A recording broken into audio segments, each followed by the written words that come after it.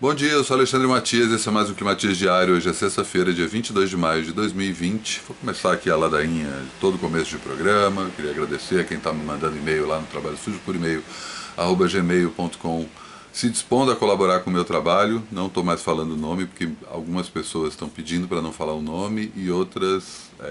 tem chegado muita gente, felizmente. Então não vou ficar simplesmente preso a isso, mas estou respondendo o e-mail um a um. Demora um pouquinho, né, porque tem várias obrigações para serem feitas durante esse percurso, mas sempre respondo, sempre confirmo quando caiu a grana na conta. Agradeço bastante, a resposta tem sido bem melhor do que eu estava imaginando. Essa coisa de passar o chapéu é muito libertadora, no sentido de criar esse novo vínculo. E deixando aqui também, para caso você não saiba, para colaborar com o meu trabalho, manda um e-mail lá no Trabalho Sujo por e-mail, @gmail.com. Outra coisa que eu vou começar a repetir com mais mais frequência aqui, é que eu não estou mais me restringindo à duração de 15 minutos imposta pelo IGTV. Isso é um passo para eu sair do Instagram com o Climatias e focar simplesmente no YouTube. Acho que o YouTube é uma plataforma mais amigável, no sentido que você consegue assistir em diferentes lugares, né? Tipo, você não precisa estar olhando para o celular, e aí o celular, por ter se tornado uma coisa tão presente na vida da gente, eu vejo que tem isso, né? Da gente estar conversando, tipo, você está vendo... Eu passo por isso diariamente, acredito que todos vocês sim. Então, eu estou vendo uma live no Instagram, por exemplo. Aí alguém me escreve no WhatsApp. Eu não tenho WhatsApp no computador, nem quero ter. E aí, eu tenho que parar de ver a live para responder o WhatsApp.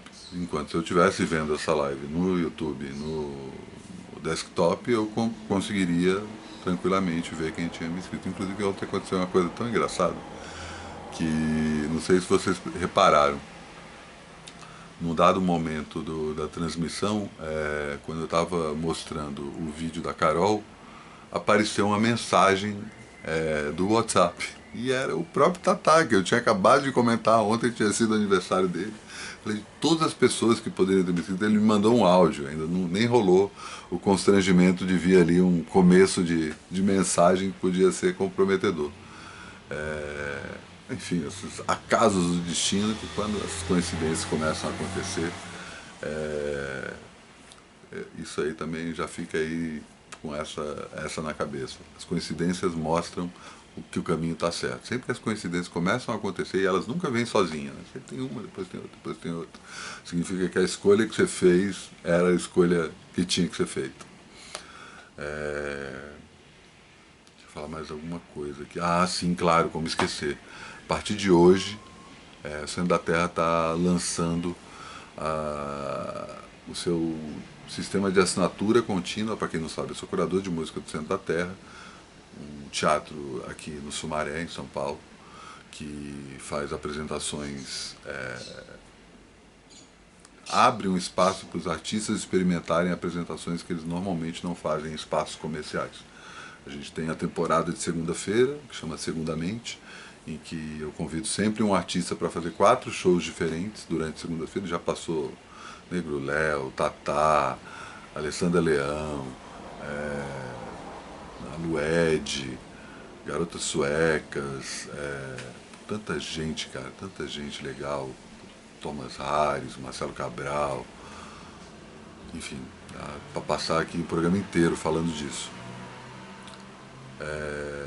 E às terças-feiras, né, a gente estabeleceu esse padrão, principalmente a partir do ano passado, que seria um show só para o artista, para justamente experimentar. E o Centro da Terra é mantido com a grana, como boa parte dos lugares de show em São Paulo, mantido com a grana da bilheteria. E a partir do momento em que você não tem show acontecendo, como é que você mantém esse teatro? E a manutenção não diz respeito só em relação... Tem um ponto específico que é a manutenção, né? De tipo, limpeza, manutenção de equipamento, porque assim, uma hora isso vai acabar, uma hora a gente vai voltar a assistir show. Como vão ser esses novos shows é uma outra questão, mas vai acontecer, vai ter um momento ali que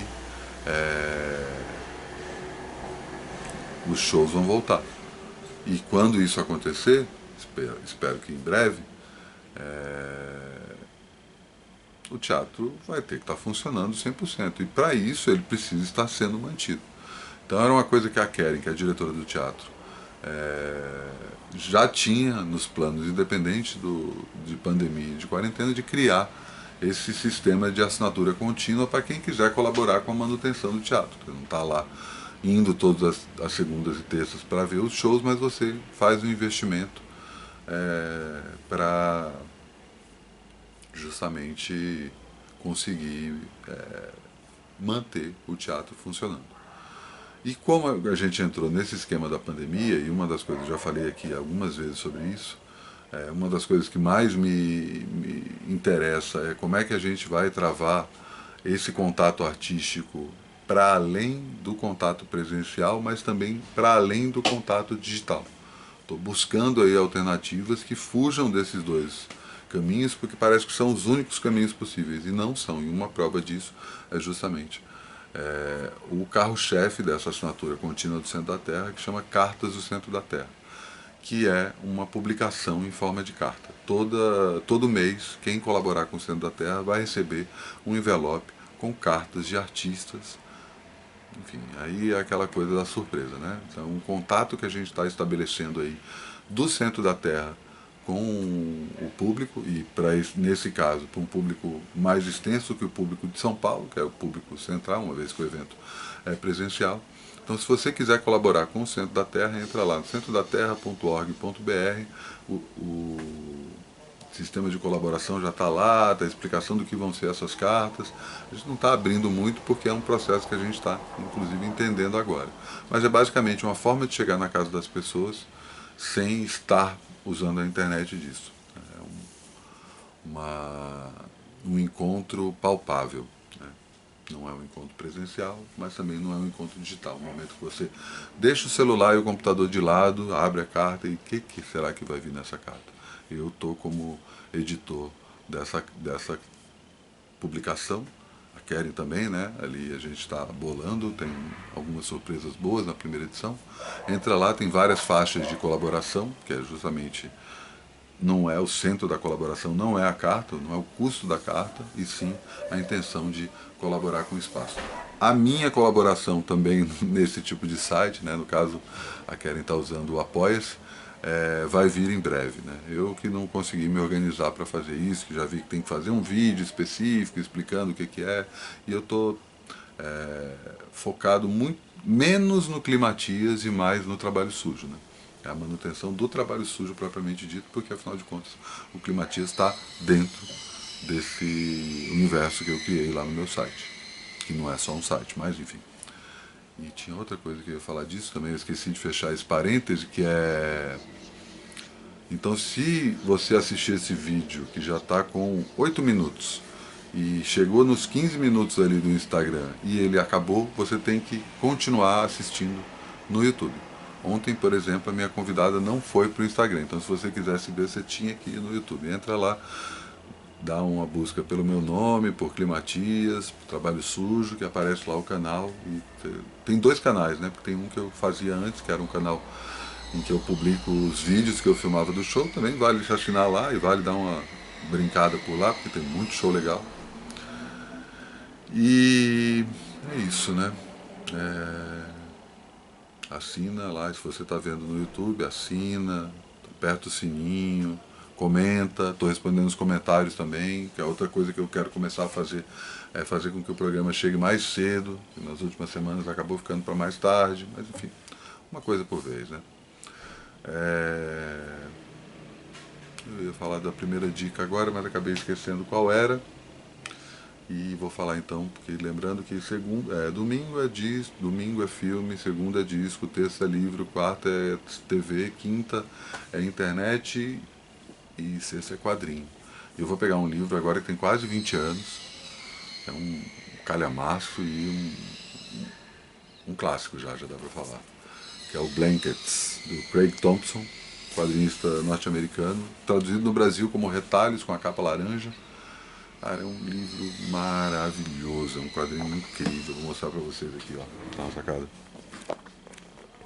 É lindaço. É a história de um menino que é o próprio autor, que passou boa parte da vida dele em uma família muito religiosa, e ele ia em acampamentos religiosos, né, onde ele conhece uma menina que se torna sua melhor amiga e aos poucos sua primeira paixão. É uma história simples, uma história que todo mundo passou por isso de alguma forma, mas é tão lindo, é tão... pega assim, aquece o coração, saca? É muito... é um calhamaço, né? A edição original aqui tem... não é... ah não, tem quase 600 páginas.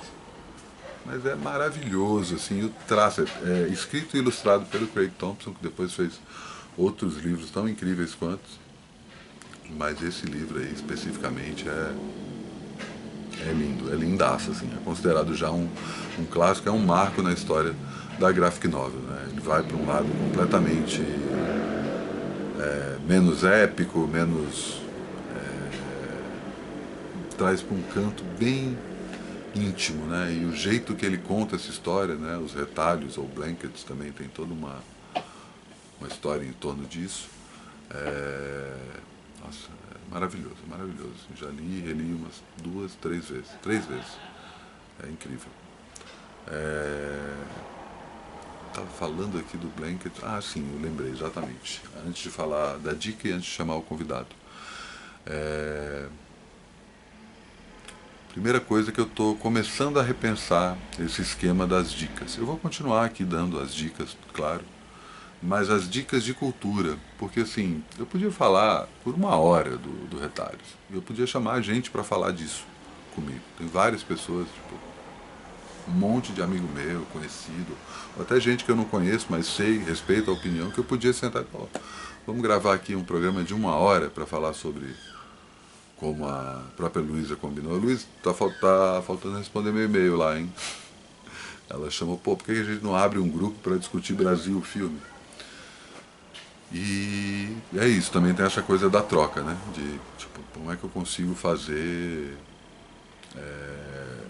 não simplesmente ficar aqui falando sozinho e ouvir o que vocês acham, ouvir o ponto de vista de vocês. Alguns de vocês já conhecem exatamente isso que eu ia lembrar, acabei de lembrar a dica. Tem a ver com o papo que a gente estava falando e já eu continuo. Mas eu estou cogitando aos poucos, durante esse próximo mês, até o dia 15 de junho, ir descolando as dicas do Climatias. Eu posso, por exemplo, virar e falar, hoje eu vou falar sobre os retalhos, e aí mais tarde entra um vídeo em que eu falo debruçadamente sobre os retalhos. E eu acho que isso inevitavelmente vai mexer com essa lógica de todo dia ter uma coisa, porque eu não vou conseguir produzir um vídeo de 1 hora por dia sobre cada um desses assuntos, com convidados e tal. Então, acredito que durante esse mês a gente ainda tem pelo menos mais 3 semanas aí com essa escalinha semanal que eu estou falando, mas eu acho que a gente vai ver aos poucos um desses itens. Por exemplo, o programa de domingo não vai ter mais filme, e aí eu crio uma sessão de cinema para discutir cinema, determinados filmes e tal. No domingo eu falo, ó, mais tarde tem tal coisa, mas isso não entra aqui no Climatias. Como eu falei há um pouco mais de 1 semana, aos poucos o Climatias vai se transformar aí nesse próximo mês, que é justamente o mês em que eu crio o meu sistema de assinatura, e também tem a conversa com o próprio Trabalho Sujo, né? De ter uma coisa que não ser tão distinta uma coisa da outra. Como eu fiz ontem, né? Dando a dica tanto do Lynch quanto da entrevista do Felipe Neto, assuntos que estão já no Trabalho Sujo. E a dica que eu ia falar é justamente sobre... eu não lembro quem foi que falou isso, cara, desculpa. Eu falei... a Cissa comentou sobre o FOMO, acho que foi o Fábio, inclusive, que falou sobre o JOMO. FOMO é Fear of Missing Out, né? Essa sensação que... medo de perder, várias coisas acontecendo ao mesmo tempo, vários livros sendo lançados, vários discos sendo lançados, e filmes, e quadrinhos, e nossa, tem uma sensação que eu não estou conseguindo acompanhar nada, e tem esse medo de perder, que esse medo de perder é especificamente em relação à presença, né? São shows que acontecem simultâneos, 2 ou 3 eventos no mesmo dia, e você acaba passando nos 2 ou 3 eventos rapidinho só para dizer que passou nos 3 e não consegue curtir nenhum dos 3 direito. E aí eu acho que o Fábio falou do JOMO, que é o Joy of Missing Out, né, que é a alegria de perder. É a felicidade de poder virar e falar, que é exatamente o não libertador que eu estava falando. Né? Não assisti, não fui, não li, não vi, não ouvi. Tudo bem, isso não é um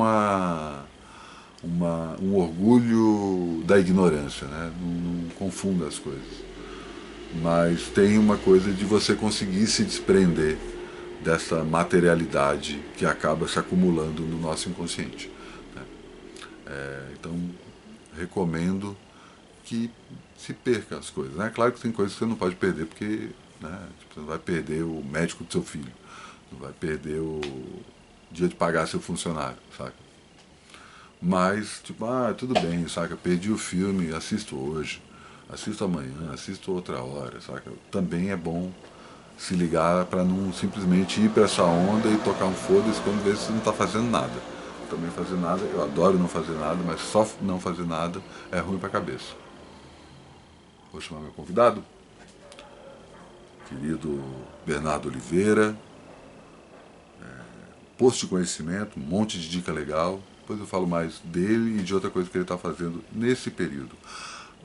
A gravação dele tem uma hora que dá uma aumentada na voz, porque eu acho que ele destapa o microfone, mas dá para ouvir certinho. Diga lá, seu Bernardo. Salve Alexandre Matias, tudo bem, querido? Espero que esteja tudo bem, que você esteja conseguindo fazer a quarentena, né? Que bom, por aqui tudo bem na medida do possível. É o jeito. Estamos conseguindo fazer a quarentena, é um privilégio, né? A gente tem que ter consciência que num país como o Brasil, conseguir ficar em casa, né? Nessa situação é um privilégio. E, enfim, tentando aqui organizar um pouco a vida em torno de uma rotina de trabalho, né? De filmes, livros, discos. E, bom, parte, assim, não estou dando aula, mas tenho trabalhado na extensão. A gente está organizando cineclubes por parte de um projeto de extensão do qual eu integro na Faculdade de Letras, o grupo de educação e multimídia, né? A gente tem feito alguns debates e um cineclube. Vamos começar um outro cineclube agora, chamado Cinema é Poder, que já acontecia antes no ano retrasado, no ano passado. Enfim, tentando organizar um pouco essas atividades remotas no trabalho e em casa. Eu escrevi um texto sobre o Shyamalan para a revista Multiplot, cineasta, M. Night Shyamalan. Escrevi agora um texto para a revista de cinema Cinética, sobre o José Mojica Marins, Zé do Caixão. Então, de certa maneira, dei uma olhada, né, uma revisada na obra desses dois cineastas. E a título assim, de sugestão, né, no cinema, eu recomendo muito que se entre lá no site da Embaúba, da produtora mineira Embaúba Filmes, onde você vai encontrar filmes, obras impressionantes, incríveis e importantes do cinema brasileiro contemporâneo, como No Coração do Mundo, do Gabriel e do Maurílio Martins, os filmes do Afonso Shoa, A Vizinhança do Tigre. Recentemente eles lançaram 7 anos em Maio, do Afonso Shoa, que é um filme incrível, e Vaga Carne, a versão cinematográfica da peça da maravilhosa Grace Passou. Eu vi Vaga Carne no teatro umas 5, 6 vezes, e cada vez que eu ia era uma peça totalmente diferente. A Grace é uma figura incrível e o filme é muito impressionante como é que eles conseguem levar os momentos mais fortes da peça para esse formato cinematográfico, né? Eu tenho lido um pouco para terminar um livro sobre Nietzsche, que seria o livro da minha tese de doutorado, um pouco de teoria, mas tenho gostado muito de ler o livro da Marileide Alves sobre o terreiro da Xambá, sobre o povo Xambá, terreiro da Jurema, né, lá de Olinda. O grande Guitinho da Xambá, que está à frente do grupo Bongar, né? O grupo Bongar está ligado diretamente a Xambá, e o livro é muito interessante para mostrar a luta dos terreiros, 80 anos de repressão aos terreiros em Pernambuco, né? O livro conta um pouco da história da Xambá e dá também esse panorama terrível, né? Estou lendo também aqui A Nova Aliança, da Isabelle Stengeri e do cientista russo Ilya Prigogine, onde eles falam um pouco sobre a relação entre as mutações dos processos científicos e a forma como nós percebemos e lidamos com a natureza, né? Também abordam a questão do tempo, né, diante das transformações da ciência do século XX, e como nós modificamos a forma de compreender o tempo. Enfim, muito interessante, pertinente, porque, enfim, não é exatamente não é tecnofóbico, muito pelo contrário, mas é muito crítico, né, a forma como a ciência foi elaborando seus processos. Bom, na música, o selo QTV esse ano, né, o selo do qual eu faço parte com amigos aqui do Rio, a gente lançou o disco do Nalesca Mantega, do Luciano Valério e do Marco Nalesco, com participação de Edgar, de Steve Shelley. O EP Brisalho, que vem acompanhado com um curta-metragem, né? A gente está lançando esse disco, estamos lançando Manso, produtor, guitarrista aqui do Rio de Janeiro, o álbum Propofol, com 3 drones fortes, né, intensos, para você ouvir no fone. E lançamos essa semana Óbice do Discernimento, do produtor, do artista, para mim, o maior nome da música de ruídos atualmente, que é o Jones, o God Pussy. E fizemos uma live com ele lançando. Então, tenho ouvido os discos do selo QTV e ouvindo muito Albert Ayler, né, Hamid Drake, enfim. Estou começando a ouvir um pouco de Ornette Coleman agora. Vocês estão interessados um pouco nesse jazz mais abstrato, mais incendiário ali dos anos 60. É isso, meu amigo. Fique bem e um grande abraço. Abraçaço demais, hein, cara. O Bernardo, para quem não saca, é um dos maiores críticos do Brasil, atualmente. Muita gente acha que não existe mais crítica. Ele é crítico tanto de música quanto de cinema, e como ele mesmo comentou, ele é um dos caras responsáveis pelo QTV, que é o Quinta Van, um selo de música experimental, para usar um rótulo clichê, mas enfim, vai para tudo quanto é lado. Estão às vésperas aí, inclusive, de lançar o primeiro disco de MPB deles, de um solador de cuíca, quem conhece sabe. E ele também é um dos envolvidos na Áudio Rebel. Áudio Rebel, quem é do Rio sabe bem, mas quem não é, pelo menos já deve ter ouvido falar. É um espaço de resistência cultural foda, né? Nunca fui na Áudio Rebel, cara. Eu tenho essa lacuna aí. Espero ir assim que acabar essa merda toda que a gente tá atravessando. E eles estão fazendo um festival chamado Rebel Vive, que emendando uma série de lives aí desde ontem até domingo agora, são 2 fins de semana. E quinta que vem até o próximo domingo, desde as 5 da tarde, entra lá no Instagram dele, um monte de gente legal, quase 50 artistas, os artistas mesmo que se dispuseram para colaborar. Eu entrevistei o Pedro Torres lá no Trabalho Sujo, que é o capitão da nave Áudio Rebel, e ele fala um pouquinho sobre como eles estão passando por essa fase.